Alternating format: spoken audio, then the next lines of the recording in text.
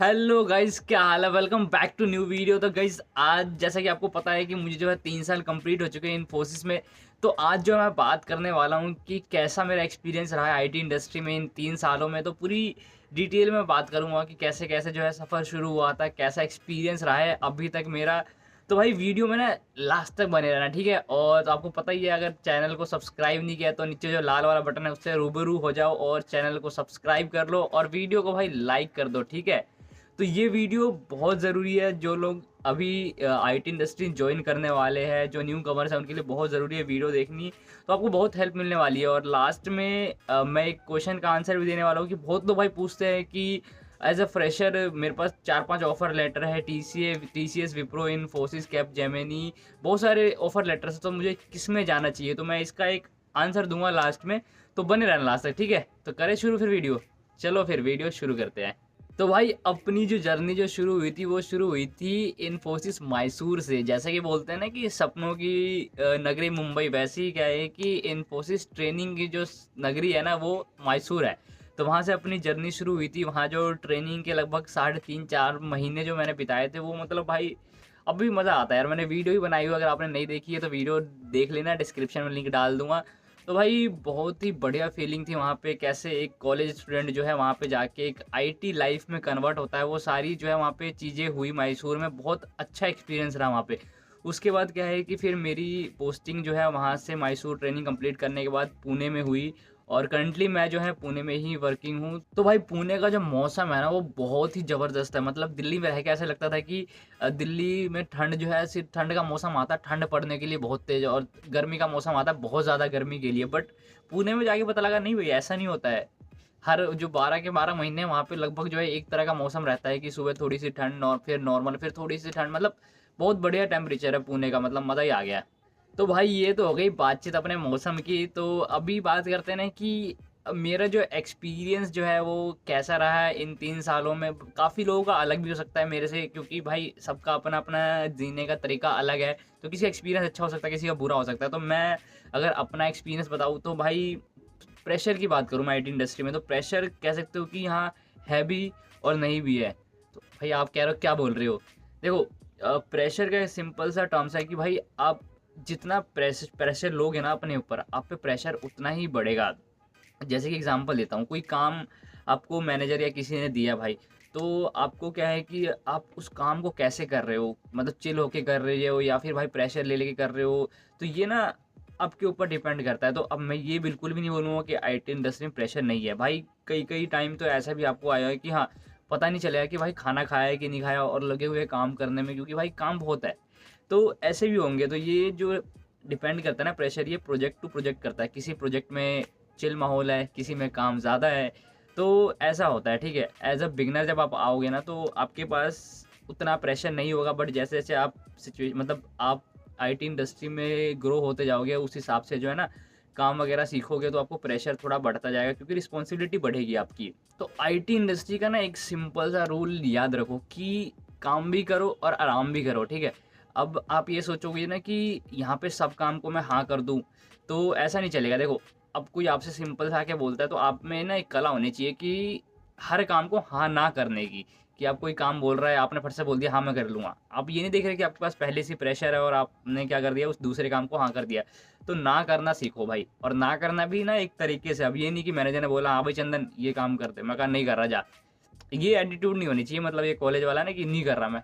तो ये नहीं चलता वहाँ पे, ठीक है। आपको ना एक तरीके से कि हाँ अपने रीजंस दो कि भाई क्या रीज़न है, किस तरह क्यों नहीं कर पाओगे इस काम को, तो ऐसा। क्योंकि देखो, मैनेजर का काम क्या है कि काम करवाना, ऑब्वियस बात है भाई। आपको मैनेजर कभी आके ये नहीं बोलेगा कि चंदन भाई थक गया है क्या, एक काम कर 15 मिनट की पावर नैप ले ले। ऐसा भाई मैनेजर बोलने वाला नहीं है आपसे। तो आपको ना खुश रहना, खुद से ही आना पड़ेगा, खुद से ही अपनी लाइफ एंजॉय करनी पड़ेगी आईटी इंडस्ट्री में। जैसा कि आपको जब छुट्टी मिलती है 2 दिन की, तो आप उन 2 दिनों में एक्सप्लोर करो। ये मत करो कि हाँ भाई घर बैठे हो और 2 दिन घर पे काट दिए, फिर नेक्स्ट डे से फिर ऑफिस जा रहे हो, फिर 2 दिन फिर और जैसे छुट्टी पड़ी फिर घर पे काट दिए। तो ऐसे करोगे ना तो भाई ज़िंदगी में ना मज़ा ख़त्म हो जाएगा, ठीक है।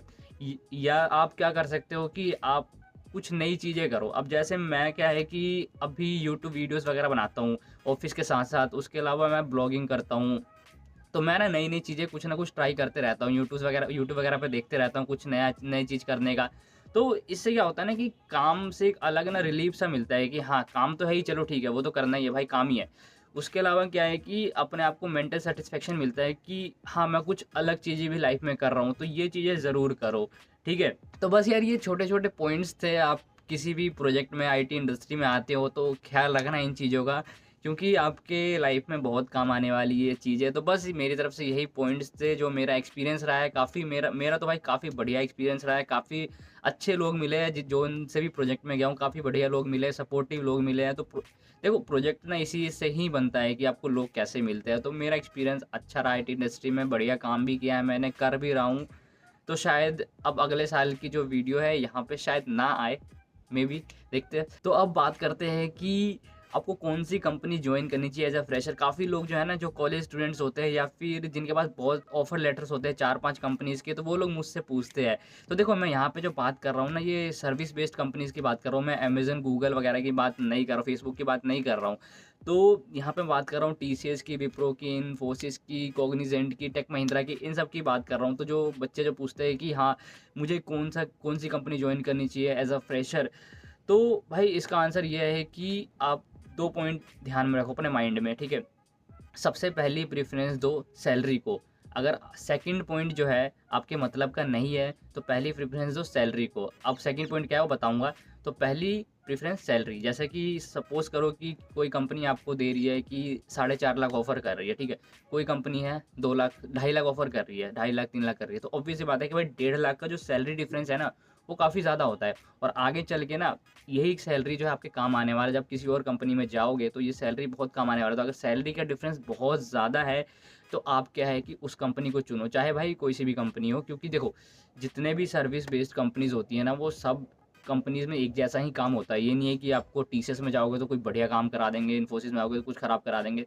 तो सबका काम करने का स्ट्रक्चर जो है सेम ही होता है एज़ अ फॉर फ्रेशर्स, ठीक है?